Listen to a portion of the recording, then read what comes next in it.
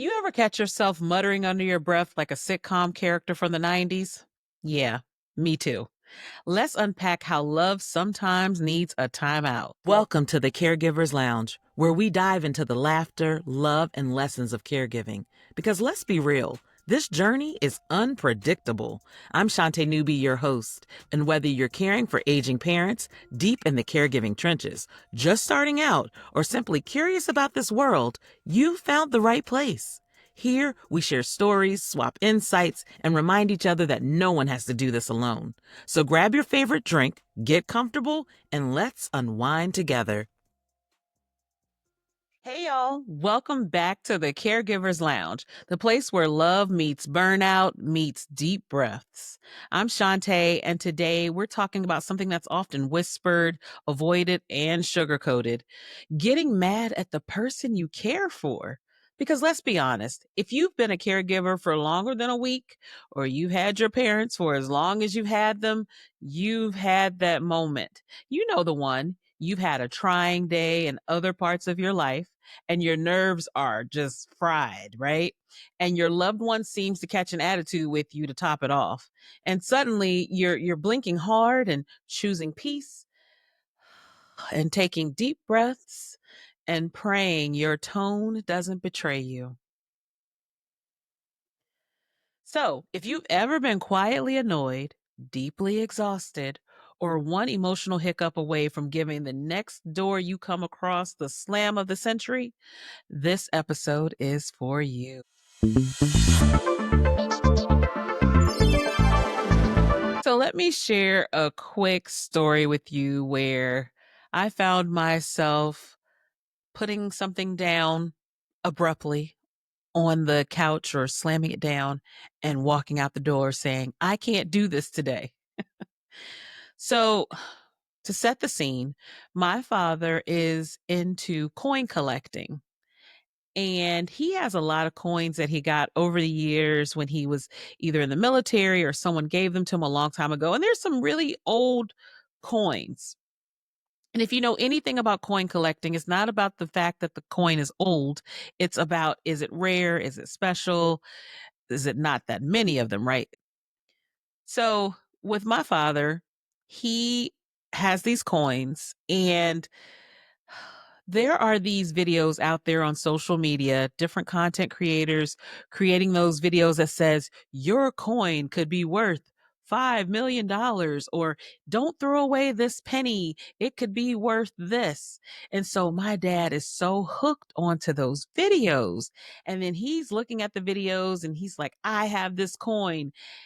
And I have to sometimes show him, if you look at the comments, other people have those coins too. So I'm so annoyed with some of that content because he's looking at these videos and he's gotten to the point now when I come over, he doesn't even greet me like, hey, sometimes it's, I got this coin. I got to show you something. And he's pulling out his phone and he's trying to scroll. Now, this is funny. He's trying to scroll on Facebook or TikTok to find the video that he saw a few days ago. So you already know, if you don't remember the handle of the content creator, you won't be able to find it just by trying to revisit everything in your feed. And so he's literally sitting there trying to find these videos. Fast forward, he sees the videos and he feels like his coins are very valuable. So as the research person that I am, I did everything I could to learn and investigate. I've taken the coins to coin dealers with him while he was with me. We've gone to various coin dealers in the city. We've gone to other cities.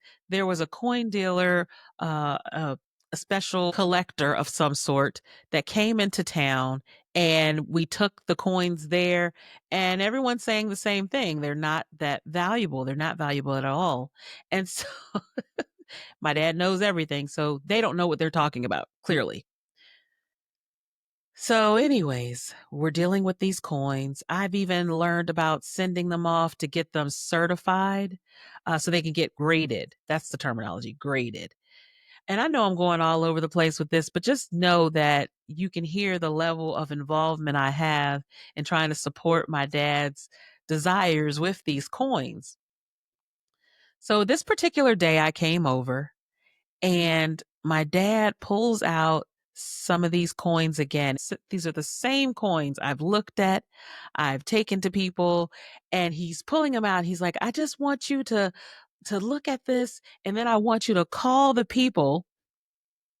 Listen to this now. He wants me to call the people that are on the videos because they called him. And I'm trying to tell him, I'm like, they're not calling you, Dad. That's just a video. And I can't call them because it's just a video and they're not leaving contact information. But this day in particular, he was persistent. Like he basically like, I don't know what I'm talking about. And he knows what he's talking about. And I should call these people and talk to them about this one particular coin he has. And that day, for some reason, my patience was a lot shorter than normal. And I just remember taking the coin when he handed it to me. I put it down on the couch. I said, I can't do this today. And I walked out the house. And as I walked out the house, I'm so angry. I was going to get in my car and just leave. And as I walked out, I looked back and he slowly closed the door. And I felt so bad. I felt so bad about it. And it's like, I sat there, I took some deep breaths, and it just wasn't the right day to go through all of that.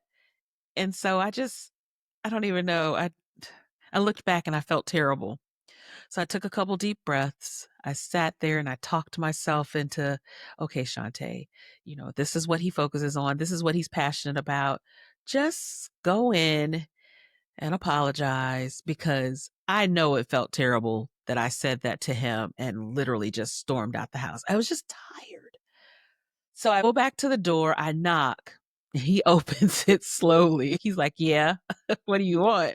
And I said, I'm coming back in. So I walked back in the house. I said, okay, let me see this coin and let me Google it or something. And I just entertained it. I said, okay, I'm just going to entertain it. What's the worst that could happen? So yeah, that happened. And let me add something about these coin videos. He watches these coin videos and he's so excited when he sees coins that are similar to what he has. Some of the videos aren't even in English. And I'm looking at him and I'm like, you're excited, but do you hear what they're saying? Yeah, yeah, I got this coin, Shaunté. I got this coin. I said, but it's not in English. So you don't even know if they're telling you it's valuable or it's worthless. And as you can tell, this is a touchy subject with me. But I've learned to deal with the coins and try to support his passion and hobby and do what I can to keep my cool. But again, that particular day, it just wasn't, I wasn't in the right headspace or my patience wasn't at the level it needed to be. So listen, caregiving can be beautiful. It can be sacred, deeply meaningful. It can also be repetitive, draining, and full of emotional potholes. Love doesn't cancel out frustration. They can coexist, sometimes in the same breath. So let's do something here. Let's normalize that cocktail of emotions and let's sip less of guilt and understand that you can love someone fiercely and still want 5 minutes without being bothered, needed, or questioned.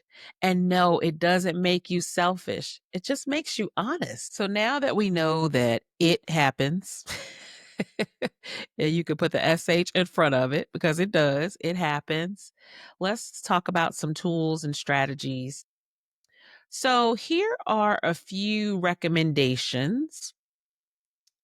First, boundaries that don't require an apology. So that could sound like, hey, give me 5 minutes and then I'll help you, okay?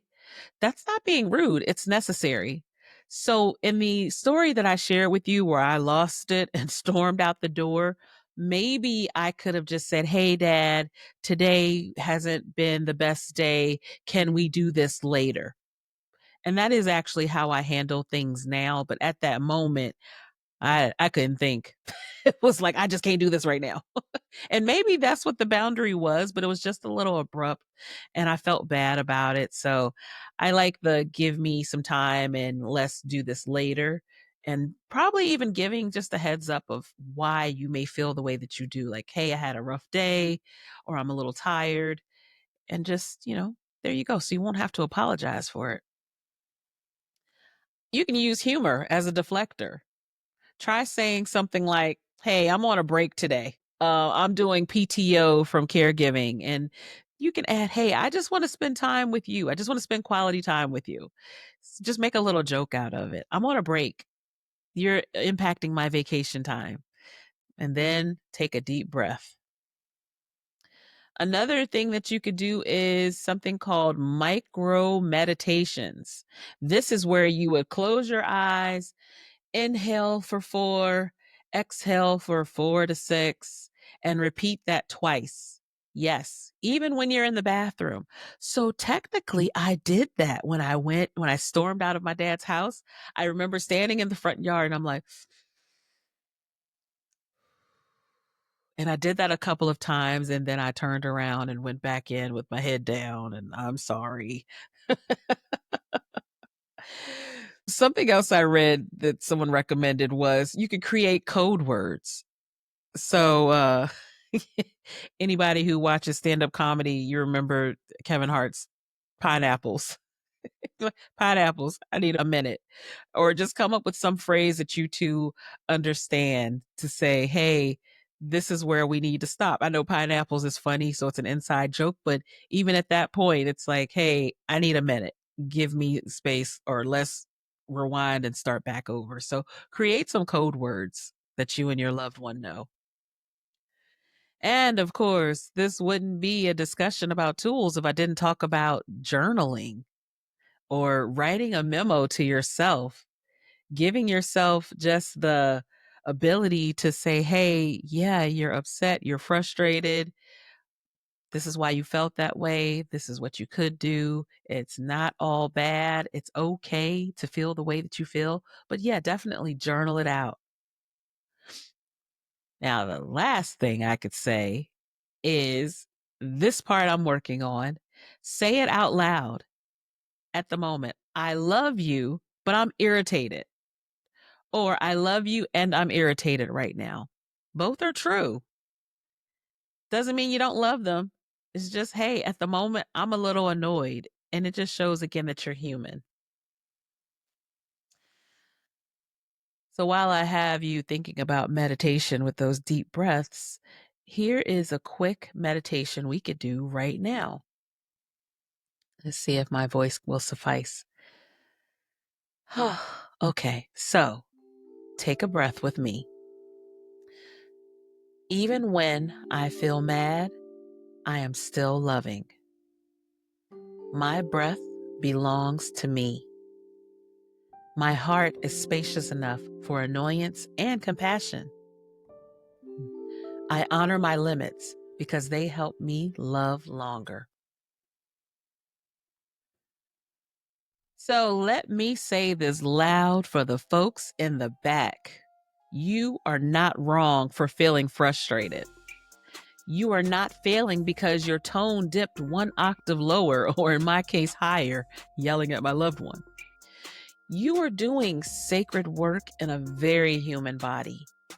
And sometimes that body needs rest, it needs honesty, and space to feel everything without shame.